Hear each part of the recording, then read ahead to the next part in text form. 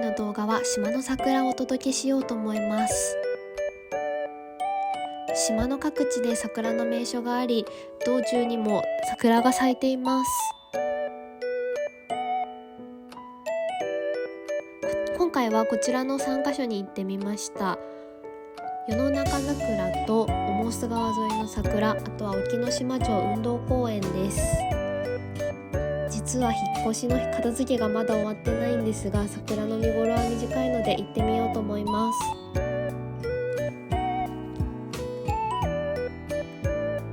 まず1カ所目は与野中桜に行ってきます。世間桜と書いて与野中桜と呼びます。こちらは検索で一番上に出てきたので、島の中でも有名なスポットのようです。桜までは山道を徒歩15分ほど歩きます。私は事前に調べずに行ってしまったので、服装は何も考えていませんでした。思ったより山道だったので、歩きやすい服装をおすすめします。入り口にこんな感じで与野中桜の Q&A が置いてあったので、そちらに書かれていることもご紹介します。与野中桜は樹齢670円の2本の桜です。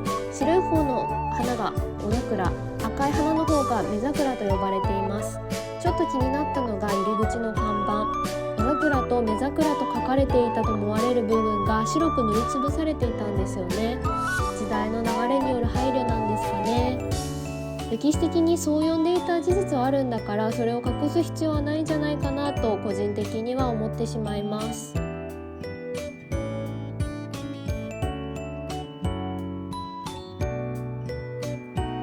思ったより急な坂道でだいぶ息が上がってます。引き続き登っていきます。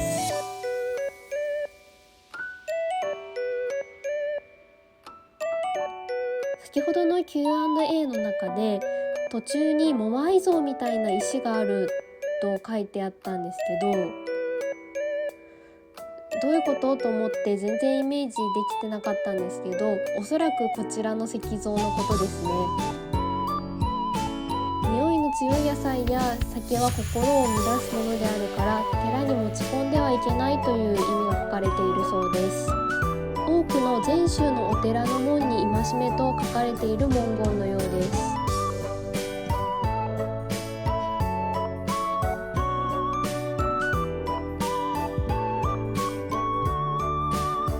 さらに歩き続け、やっと着いたと思って桜を探してみても桜はなさそうでした。こちらは与野中桜の子孫と書かれています。どうやらこちらは建徳寺というお寺の跡地のようです。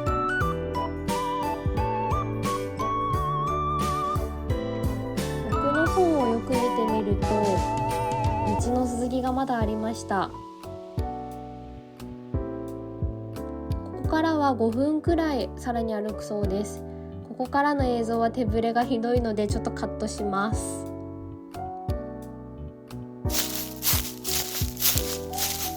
やっと与野中桜にたどり着きました。お桜の方はもう結構散ってしまっていました。ですが目桜の方は満開です。当時の人はこの桜の咲き方で今年は豊作かどうかを占っていたそうです。江戸時代にはそれを幕府に伝えに行っていたとか、そこから与野中桜という名前になったようです。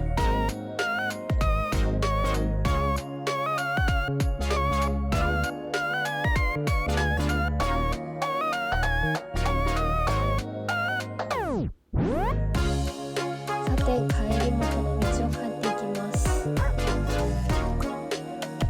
下りは踏ん張らないと危ないなと思い、この後カメラを止めたのですが、止めた直後に尻餅をついてしまいました。周りに人はいなかったんですけど恥ずかしかったです。あとタンポポやツクシもたくさん見つかりました。ここでちょっと寄り道です。通りすがりの道で綺麗な菜の花畑を発見しました。桜と同じ時期に満開で、一面黄色に色づいていてとても綺麗でした。気分も明るくなりますね。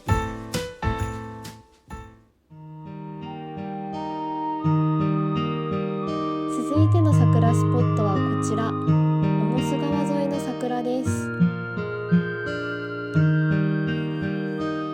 長く桜並木です。少し見頃を過ぎてしまったので散ってしまっていますが、美しい。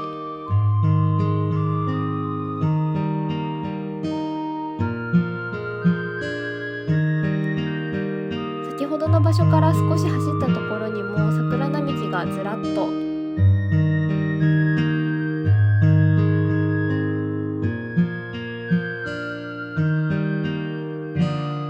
もう少し早く見に行けばよかったなとちょっと後悔します。桜のシーズンって短すぎませんか？もう1週間ぐらい咲いててくれたらいいのに。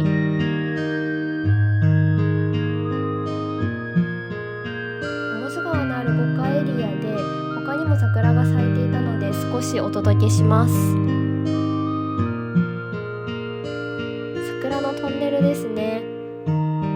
こちらもだいぶ散ってしまっています。満開だったら絶対綺麗だったのにな。来年リベンジしようと思います。以上、五箇エリアの桜でした。最後は沖ノ島町運動公園です。こちらは満開の時に行けました。少し高いところにあってグラウンドを囲むように咲いています。報国記念碑というのも立っていました。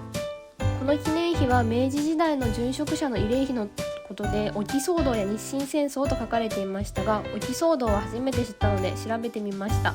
詳しいことは省略しますが、もともと沖は松江藩の土地だったけど松江藩の役人を追い出した騒動のことみたいです。その後80日間は沖ノ島単独で自治をしたそうです。勉強になりました。今回はとても春らしい動画になりました。